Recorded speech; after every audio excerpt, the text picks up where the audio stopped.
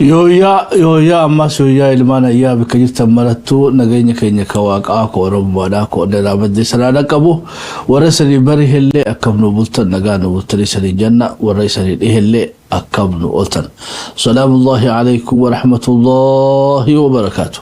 Ashama harka fuune nooru qaribu anaa dhufu welcome to Shabbo Media. Ilmaan ayyaa ragaa sagantaa keenya kaleessa bal'inaanii waa'ee beeytee hawaasa keenya kanaan yaada naannoo gaaramuun hawaasa keenya gaaramuun lataadha.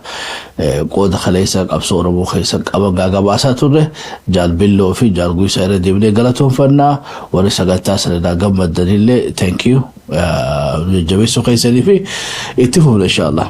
So Shabbo Media irraa sagantaa keenya waa'ee baqattoota Oromoo irraa gaaraas kallattiidhaan jaalgalamoodhaa fi akkamallee jaalbeeytee hamma qabadee sanii dhiyaannee jirra. Ammallee wama hawaasa keenyaa wama uummata keenyaa dubbataa jirra. Igaa akka tanaas qaamaaf qalbiidhaan nu hordoftan abdii guddaa qabna. Meegaa odoo gara sagantaa keenyaa kallattiidhaan hin seenne keessummoota keenya akka aadaa Oromtichatti simannee nagaa wal gaafannee sammoota kallattiidhaan gara sagantaa keenyaa seennaa. Jara nagaa Ahmad Oggaan akka laalu beeytee obbo Galamuun waan fakkaata beeytee hangafnini areeda nammoo wal qixa jirtanii ta'uu umriidhaa Rabbi haa beeku. Eenyu naa jalqabna Ahmad? Galamu anaa dhufu welcome to Shabbo Media nagaa nu gaafadha. Galatoof gammee galatoomaa isinis warri Shabbo Media dhiyeessuu keessanii ulfaadha. Lee galatoomaa baga nagaa nu dhuftee isin jadda obbo Ahmad Oromoo nagaa gaafadhu. Akkam jirtan nagaa ayyaana addunyaa guutuurra jirtan baga jiraatanii itti aansuudhaan obbo Galamuun sagantaa tana gartee akka Shabbo Media irratti illee argamee akkana keenya himannuuf nama taarii guddaa qabalee asitti illee biyya baqaa tana keessatti illee rakkinni keessan maali jedhee waan nurraa harkate barreessee bifa dokumenteetiin daree isaatii wajjin ta'uudhaan qaama dhimmi ilaallatutti warra nu dabarsaa jirurraayi.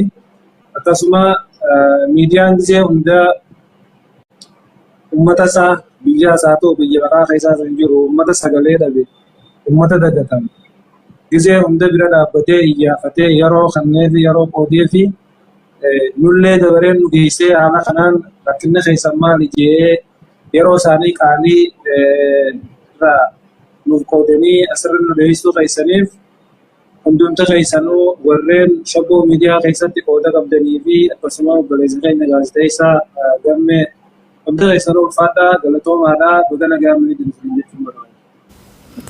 Ye galatoom ulfaadhu. Gara obbo Galamuutiin deebi'a dhugaadhaa asumaanuu Global Oromo Community Association illee xalayaan baasanii jira boodatti dhufna. Jaarmiyaa very active taatee yeroo ammaa tana keessatti uummata Oromoodhaatiif biyya keessa jiruu fi biyya alallee dogoggoruu baadhee baqate qofaa miti beeytee rakkataa jiru hundaafuu sagalee ta'aa jiranii asumaanuu odoon galatooffanne biran dabru. Gara obbo Galamuutti dhugaan dhufe mee odoo kallattiidhaan warra arra dhufneef baqattoota keenya haala isaan keessa jiranidha odoo naasofne dura xiqqoo seenaadhaaf beektee akka dubbee nu taatuuf booda isan deebisuun barbaada. Kan dura baqatuma irraa kanaa fi baqataa halee isaatiin wal dorgomsiisuu barbaade jechuudha. Halee isaa warri baqatee warra dhoombirii irraa yoo jalqabne warri dhoombir beektee hin baqanne diina jalaa miliqeeti dubbee barbaadate. Biyyaan baadhaqee if jaaree if leenjisee hidhatee dhufee falmate. Ebargaa haayyoon nama biyya fiirraa deemu tokko haayyoo qabaachuu qabaa dhaloota irraa kan yaadachiisuu barbaada jechuudha. Baqachuun waa qaanii hin qabdu. Ammoo haayyoo dhabuun ammoo qaanii guddoodha jechuudha. Hoggaa baqattu galii qabaachuu qabda. Waan irraa baqatte san deebitee yaadachuu qabda jechuudha. Akkanumatti illee yoo fudhanne warra beektee dura baqatan keessa toora nama 500 oli caalanii jechuudha. Manguddoo naannoo Baalirraa, naannoo Arsiirraa, Gujiirraa خلي odeeffadheerra humna guddoodhaatu ta'arraa tanarra guddoodhaa baqatee Oromoo seenee jechuudha lakkoofsi baqattoota ati sadarkaa kanatti maasiidhaan buqqoon jirtu jechuudha akkoo buqqee seeneen ammaas kuma 80 hidhatee as deebi'ee falmatee seenaa irraa targalmeessee jechuudha ummata beetee maqaa dhabee beetee mataa qabatu kana maqaa isaa kaduraalee sanis deebisee fi mataa isaallee akka wal qabatee haga tokkollee taatu beetee Oromiyaa jechuu fi afaan ifiitiin dubbachuu fi bulullee hagalallee taatu bu'uura lafa duukaanii dabran. warra kalmatti illee biyyarraa bahe beetee sooressa kee jaarraa baagadaa elamoo qilxuudha shantam shubbisaadha akkalmatti illee abbaa anaajinaa Haji Hussein Suraatii fi namoonni biraa listiin dheertuudha jarri kunis mul'is gadaaji jarri kunis baqataa arraa kanarraa waa addaa miti jechuudha roorruma akka arra jirtu tanaatu isaan illee baqachiise ammoo garaagarummaan baqataa halee isaatiif karraa halee isaa kun bikka baqate sanitti oromummaa isaa lafan kaa'u sabboonummaa isaa lafan kaa'u biyyarraa baqateef roorroorraa baqate sanillee hin dagatu deemee jaaramee beetee dammaqee hidhatee alaabaa irratti boonu kana hunda waan bar wanni arra nu qabnu kun hundinu warra baqateetu beetee fidee jechuu barbaade ilaal baqataa kun iftuuffachuun qabu biyyarraa baatee jechuun qabsoo keessaa baatee jechuun miti biyyarraa baatee jechuun oromummaarraa baatee jechuun miti warra baqate sadeetu biyya baqaa san keessatti alaabaa irraa tana nu bocee maqaa baawoo lafa nuu kaa'ee hidhatee dhufe jechuudha خلاش نمي درجة بقى تورم وداتي يجخي إلى موقع توفا مشى أوتوماتيكا نمنو مانو أفريقيا درجة كوريا رافضة تاني فلسطين والجين مشى أميا برسني في دليل فني يجخي خلافو بقى تان الراهوني أما جرو بوجلمو تنديبا ديرو بقى تان الراهون بيام تفيتي فو بيته خايو متى فيتوني كباهيدا قابيته ولود أجاجرا ولو بيتي كلهم فتاجرا ركون رابق أتيتنا وحكم تكرنا قبا حال بيت تجرو تنهتو غرمو جارته أورموما إساسا جبيفته سبونوما إساسا قبته نمنو خبكانو ولرت اللي أبصاف وليف أبصا يتشوي يو غرمون جرات يو ولغون جرات يو قبا قباتون جرات يو بيتي خا أكا واقوت أكا جارتي أكا إلموت اللي غوتوما بيت إسان ديبفته إسان فالمتشفتو سان اللي أما فر برت أركوباني هاتاتو مو بكا جرانيتي ولغاني بكا جرانيتي ولجاراني والغرميساني ba'aa beetee isaan gubbaa jirtu tabaqaa tanarraa wal gargaaruu danda'an gara obbo Garamotti waan deebi'e meegaa bal'inaan waan keessa jiran haasawna meegaa seenaadhaaf warra kaleessa dura baqate sanii fi har'aa kun garaagarummaa ham qabanateera. Tole atuyyuu dubbatte akkan maalirra na deebiste malee waa hedduu atuu lafa keette baqatummaan tuni akkuma addunyaatitti har'a hedduu babadhattee jirti waanuma Oromoo keessatti gad deebifnu qofa illee hin fakkaattu addunyaa tanarraa gara Oromoo illee warra baqatutu jira ka dhagahaa jiru garba Oromootittu bakka dhaabatu dhabee Oromoottu ka baqatu jira Oromoon immoo biyya ofiirraa baqata. Baqni kun akkuma atuu jette gosa lama qaba kaleessas har'as gosa lama qaba namni dhiibamee rakkatee saamamee ajjeefamee waan garaagaraatiin dararamee yoo bakka ijjatu dhabe ibidda keessaa yoo ijjata ibidduma san ijjatu tuuhu biyya san irraa baaseetiin bakka amma qubatan kana isaan qubachiise kayti aanu ammoo hiyyumma biyya hiyyummaan daaraa goote biyya hiyyummaan waa hundaan gadi aantummaa irratti hambifte keessatti namoonni yoo akka itti jiraatan dhaban yoo akka itti bulan dhaban ufafoo isaanii ilaalanii ufafoo isaaniitti yoo waa arguu dadhaban attataanee gama wayiititti waa argina jedhanii hiixatanii gama biraa laaluun bakka jiruu itti jijjiiratan bakka nagahaan ciisanii itti ka'an bakka ka'anii waa yoo lafaa ka'aniis nyaatanii itti rafan barbaadachuu irratti duuba baqataan gosa lama ka jedhu saniif atuu tuttutte warri kaleessaa suni warra kaleessaa jennee har'a kanaan duras sagantaa tokko isin wajjin qabaataa turre yuubota Oromoo warra jenneen san warra yuubota Oromoo jenneeni warra gaafa dukkana keessaa nu baaseetiin ifa adda arginu kana nutti mul'ise jennee warri harkaa qabnu isaan sun kaleessa akka atu jettee deemanii achiin hin hafne waa saamatanii waa kadhatanii waa bitatanii asiin deebi'anii naannoo ofii irratti hawaasa ofii dararaa keessaa baasaa bahan. Har'a garuu waan akkasii warra achi baheetiin as deebi'ee waan akkasii godhu hedduu argaallee hin jiru. Achittuu bakka jiranitti illee rakkoo garagaraattu jira. Rakkoon tun bal'innaan biyya keenya keessatti saba keenya qofa odoo hin taane akkuma biyyaatittuu rakkoo babadhoo fi dararaa gurguddoo hagana hin jedhamne ka lubbuu fi silaaqeetti illee inuma du'anii deemanii karaa irratti dhaaranii bakka deemaniif san odoo hin geenne karaa irratti dhuman. Ka lafa argitee barahaa keessatti dhuman argitee reeffa isaanii allaattii nyaatteefitti. Kun ka galaanni fudhatee galaanni bakka buuse dhabanii waliin rakkatan. Kanniin ka fakkaatuun har'a kunoo akkuma argaa jirru baqattoonni keenya biyyoota isaan keessa hin jirre especially gara Aasiyaa fi gara East Afrikaa keessatti bakka isaan hin jirre hin jiru bifa hedduun gaagamaa jiranii bifti isaan gaagamaa jiran keessaa tokko takkaffaa bakka dhaqanitti beekamtii dhabuudha.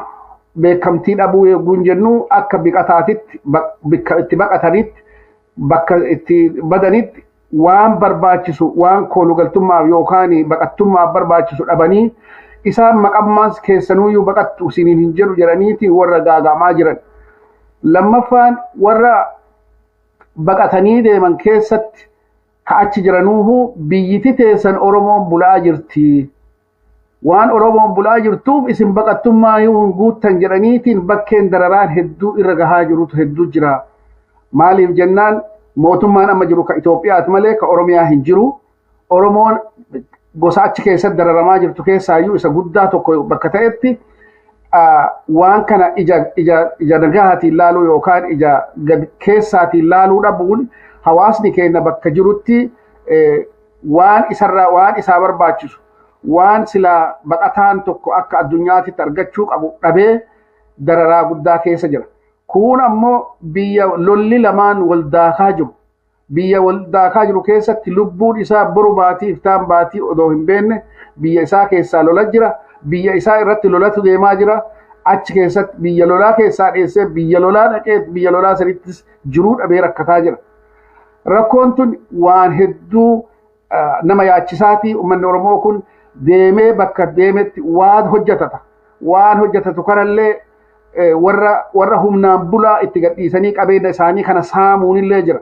Qabeenya isaanii kana humnaan irraa fudhachuu yoo isaan irraa fudhachuu dhorkatanuyyuu itti ka'aniitiin ajjeesuuf namoota kana qabeenya isaanii irratti ajjeesuunis lubbuu isaa dhabuunis akkasitti jira. Kanaaf rakkoon kaleessa jiruuf rakkoon hadha jiru ka kaleessaa ka yuubota Oromoo ka gaafa dukkana kana keessaa nu baasan yoo ta'u kaarraa ammoo lubbuma isaatiinuu jiraachuu dadhabeetiin bakka dhaqettuuhu rakkataa akka jiru ta'uu isaati. Galatoom. Ahmadis gara beeytee akka qeerootti waan beeytee isatti mul'ate nu haa ibsu. Yeroo garii beekadhu waan jajjabduu karoorfamte fa'aa jira jechuudha. Abbaan ofitti hin beekne. Dhukkubni badaan beekadhu ka abbaan ofitti hin beekne. Yeroo ammaa tana keessatti ati wanni Oromoodhaa harka hedduudhaatu waan Oromoo tana harkaa qaba. Dhimmi Oromoodhaa dhimma laayyoo miti jechuudha. Dhimma almost Falastiin Afrikaati jechuudha dandeenya nuti.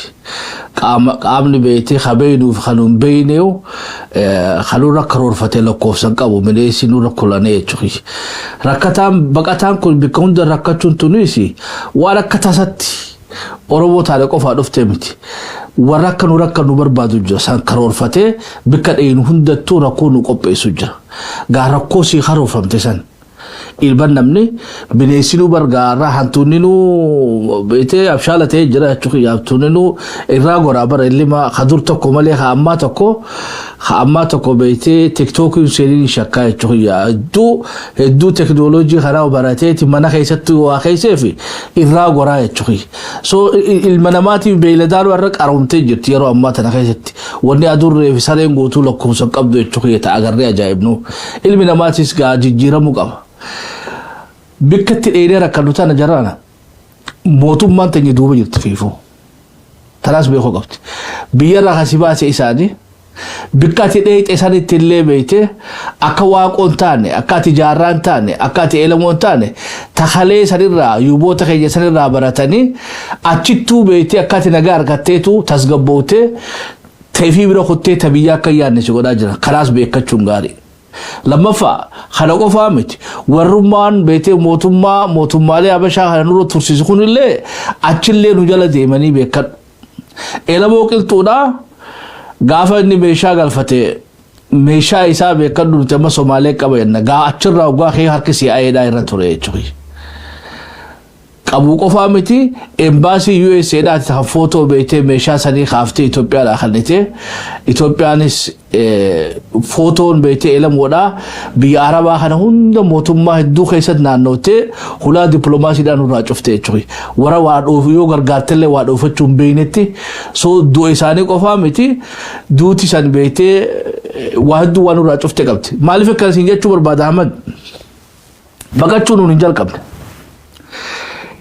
baqataan keenya gaafin guddoon jirtu gaa eega rakkoo isaa karoorfamte kanatti achi deemu taate rakkoo san keessatti gaa beetee of dandamachiisuudhaaf wal qabachuu isan barbaachisa jaaramuu isan barbaachisa waan nam tokkoon keessaa ba'uu dandeessanii miti jechuudha South Africaattis yoo filanne Yemenittis yoo filanne Somaaleettis Jabuutittis arra beete warraaqsa dhoon birim kasa irraa barbaannu warraaqsa irra baqataa keenya irraa barbaannu achumattuu warraaqsa dhoon bir South Africa keessa gaggeeffachuu wal qabachuudhaan wal quba qabaachuudhaan meegaa hamma ati agarteerraa beete haalli sanoo South Africa keessa jirtan maal fakkaata haala sanoo ofirraa faccisuudhaaf fooyyeessuudhaafoo hagam takka wal quba qabaataa jirtan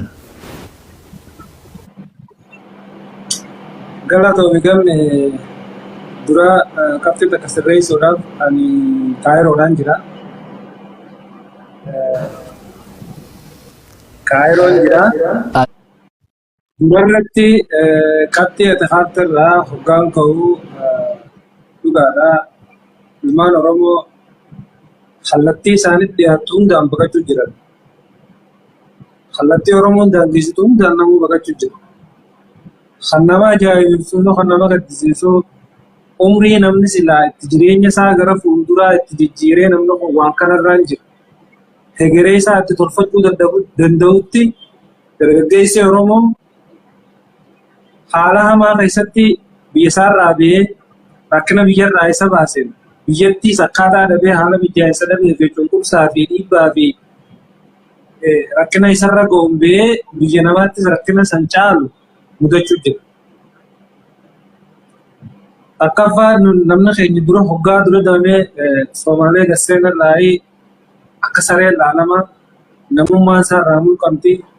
Kuni kan godhu biyya ati dheeytu biyya feete ka dheeytu cimina mootummaa ati irraa deemte sanii murteessaa biyya san keessa lammii san taatee kabajamuudhaaf.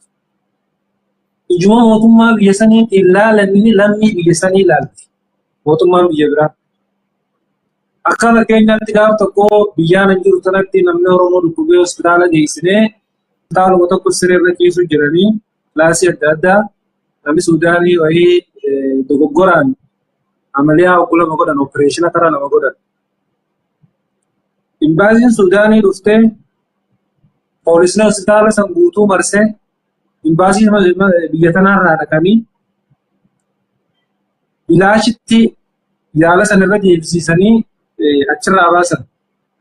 Har'ammoo namni keenya biyya tana keessatti illee ICU jalatti bakka hospitaala dhaqee bakka silaa miidhamtoonni jajjaboon keessa kutaa keessa seensifamanitti ICU jalatti intensive care unit keessatti du'a namni keenya tajaajila dhabee. namnummaan dhibeen itti hammaattee achi dhaqee adeemu hin jiru. Rakkina hamaarra jira. Kan biraa asitti biyyuma tana keessatti akkuma isirree mukaaftan mootummaan keessan jijjiirama guddaatu biyyattii san keessa jira jedhanii nama himannaa UNHCR irratti himate faayila isaa hoggaa irratti cufa waraqaa kan illee nu fidanii fakkaata. Biyyattii ta'ee nagee qabdii galtee onni siyaa dhiyeessu hin jiru himannaan kee fudhatamuu qabu jedhanii faayila irratti fakkaata. Namni kun galee biyya isaa jiraachuudhaaf nageen qabu. Nageenya achi dabee teessee dhufu. Asittis waraqaa dhabu. Waraqaa biyya tana keessa dhabdee jechuun namni tokko rakkina hamaa biraatiif saaxilama. Hidhamnaan wabiin takka hin jiru qabaniituma bakkuma ati lubbuu teetiif irraa baqatte sanitti si deebisan. Waraqaa dhabnaan fayyaa dhabdu yuunniin quba sin qabdu akkuma sin geessitu. Gargaarsi tokko naftan. Inni jiyoon takka sin beektu. Dhaabbata nama tokko daansisu gartee IOM International Migration qofaatutu baqataa kana tara takka gargaara. Saniinala baqataan kun rakkoo hamtuu keessa jira. Namoota dhibee yeroo dheeraaf namarra turan dhukkuba sukkaraa fa'aa qaban duraan NGO'n UNHCR gargaaraa turte sababa himanni isaanii irra cufanii haalli isaanii irra cufamuudhaan namni kun gargaarsa dhabu. Namoota gurguddaa umriin deeman adeemanii dalagaa humnaallee dalagachuu hin dandeenye yoo silaa waraqaa qabaatanii kana keessa namni keenya rakkatee haala hamaa jechaan himuu ta'u olitti rakkoo keessa jira. Dargaggoonni biyya tana keessa jiran barattee barnoota silaa boorsi fayyadu barachuu hin dandeessu. Yooniin baraddeetti illee kafaltiidhaaf barachuu hin danda'an. Ilmaan Oromoon biyya tana keessatti horii jirtulleen hegeree isaanii an rabbumaa beekaa hin dubbaddu haala hamaa fi ulfaataa hamaa keessa jiranii jechuudha. Kan biraa miskiina rakkoo hamtuu tana dandamatee lubbumaan haa ba'u jee baara qaxxaamuree baara diimaa kana qaxxaamuree yaman ta'e. Namoonni muraasni waan hin taane itti fe'anii deemaa suuqii keessaa yaa'anii riskirra buusanii qaabilee mormarra taa'u jirtu. Odoo duutitti hin geenye du'anii akka nama du'ee taa'u jiranis lakkoofsan qaban. Kananni isaaniif sagalee ta'uu dhabamee dhiifamaanillee irra nu dabra alammii tana ni gorfannaa. Nuutu isaan qixaadha galfatee isaan qixaadha tara takkatti tana nuti isaallee silaa. Mootummaa qabaannee waan bareedaadha ture. Namni maal jaan haati takka jireenyi lafaa jireenyi bishaanirraa yoo jireenya lafaatirra ilmoo siitiif caale malee fuutee doonirraan teessuu jaal. Akkanuma namni maraateetii miti. Ka'ee biyyaa yaa'ee rakkina fadheen haa ta'u beelee haa ta'u rakkoo mootummaan irra geessuun haa ta'u rakkatu malee namni biyyaan ba'u. Namni biraa haa ba'u vaakeeshinaaf ba'a bashannanaaf ba'a maallaqaa guddaa kan nagee yookaan investara ta'e biyyaa ba'a. Baqataan Oromoo hundi tokko walirra hin jiru hundinuu rakkoo hamtuutu biyyaa baase. Rakkinaaf biyyaa baase. Baqattoonni amma haala gaaddisa deemuu jiru kanaaf rakkoo Midilistii kanatti mudachuu jiru tanaan warri dura saaxilamu tokko keessa ilmaan Oromoo fayyaman keessatti dallagamee jiru. Hangan qabu.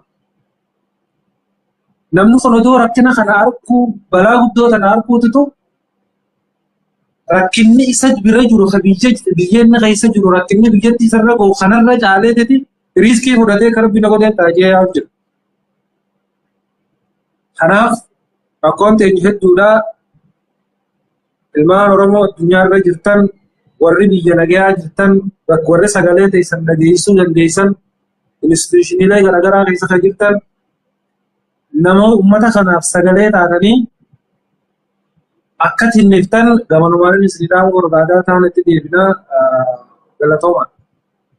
Ayyee ulfaaddu Obbo Ahmad Taduraati Asumaanuu dhiifamaa ati South Africa jettatti beetee akkasitti naggabaafame haa taatu immoo South Africa miti Kaayiroo booda rabbii beetee Kaanaadaa Austraaliyaa amma Ameerikaa amma Awuroopaatti siyaajii jiru jaa.